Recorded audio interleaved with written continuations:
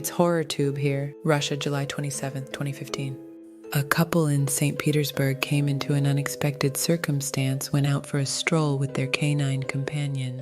Their usually placid dog begins to sniff endlessly off to one side before wildly sprinting in the direction of a pond. Following the puppy into the walk beside the pond is inevitable, and that's where the pair discovers a suspicious parcel. A shower curtain was securely wrapped around it. The couple noticed a foul scent as they drew nearer. The couple phones the cops right away after realizing this is no typical parcel. Upon reaching the location, detectives took their time opening the parcel. There was a woman's torso inside. The upper torso was covered by a bathroom curtain, while the head, limbs, and legs had been severed. The woman seemed old, perhaps in her 70s or older, which was another distinctive aspect. The police began gathering and going over the nearby CCTV footage, and another old woman was discovered to be a suspect. In the meantime, the victim's body alone was not allowing the police to identify them. Thus, they begin concentrating their inquiry on the individual captured on camera. After some time, they identified the victim who had passed away so suddenly. Valentina Olanoa, a 79-year-old resident of a nearby flat, was her name. It also turns out that the elderly woman who shifted the bag was the victim's roommate. Officers were sent to their home right away. Ding dong. After ringing the bell, an old lady with snow-white hair comes out of the house a short while later. "How can I help you?"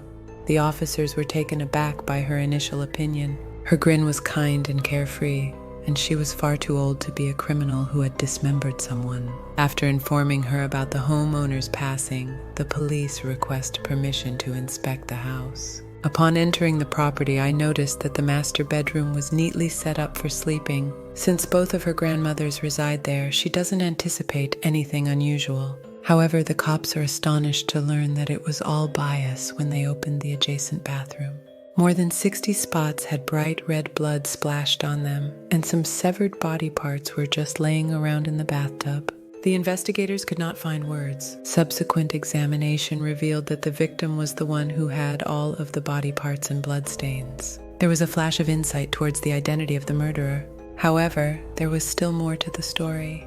Until now, the police would never have guessed that so many cold cases in Russia could be traced back to a bony elderly woman.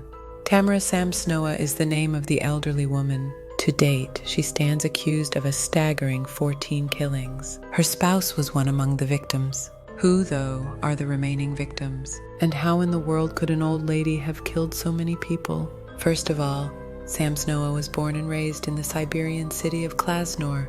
She relocated to Moscow, a large metropolis, after receiving her high school diploma. She started classes at Moscow's National Foreign Language University. This esteemed university is the top provider of interpreting education in Russia. Samsonova was an exceptionally intelligent young lady who had a strong interest in learning. She was a prodigy in language, speaking German, English, and her native Russian with ease.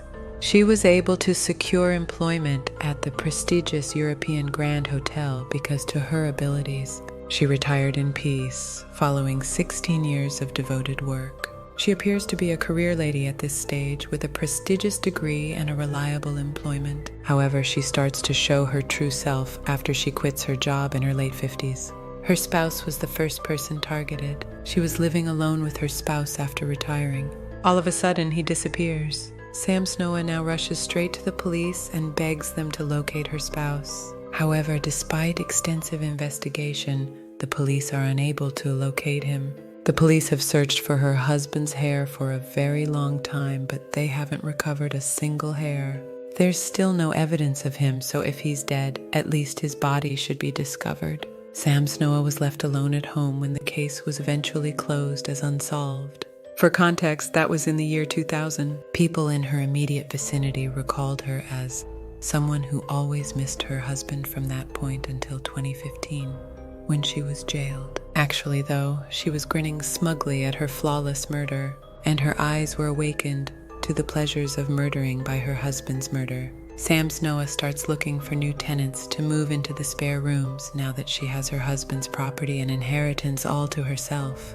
Numerous folks are drawn to the rooms because they are less expensive than others in the vicinity. However, Samsonova's true goal was to lure her future victims inside her house. Additionally, in 2003, Sergei, a 44-year-old guy who had begun boarding at her home, vanished out of nowhere. However, nobody who resided in the home had any suspicions about Samsnoa. The three men's remains were really never discovered until later, when authorities investigated her house and discovered DNA in several locations. Apart from the three, a plethora of other tenants' DNA was discovered during the search. Naturally, the authorities at the time could only speculate as to whether the case was a straightforward disappearance or a murder. Then, though, they discovered something definitive. It was Samsnoa's personal criminal journal. She documented every aspect of her killings, including the victims' names and personal details, the manner in which she killed them, and the disposal of their bodies, because she took great pride in her killings.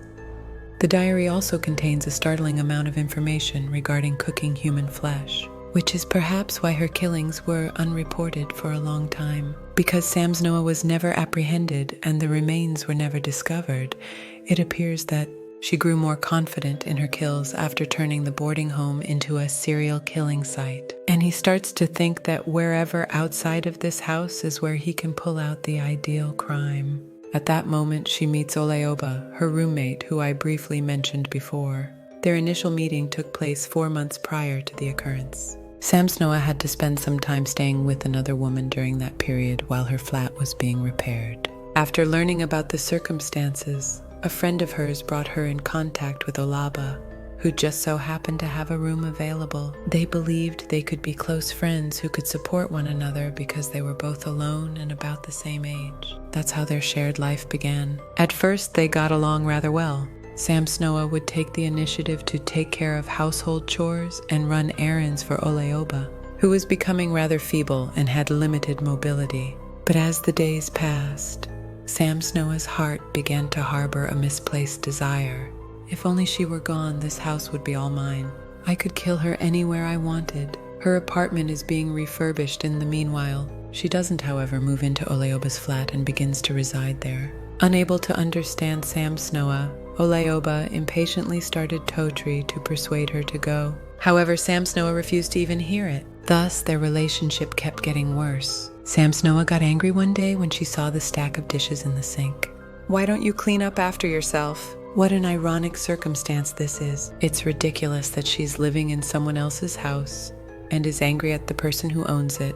But this tiny bit is sufficient justification for Samsnoa to kill.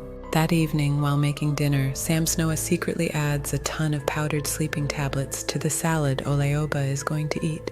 However, the sum is astounding. It is almost the same as 50 crushed sleeping tablets. This dosage of sleeping drugs is sufficient to knock out even a healthy adult male in a matter of minutes. Oleoba eventually put the salad in his mouth, but the medications were too much for his 79-year-old body to take. Before he could eat the salad, he passed out.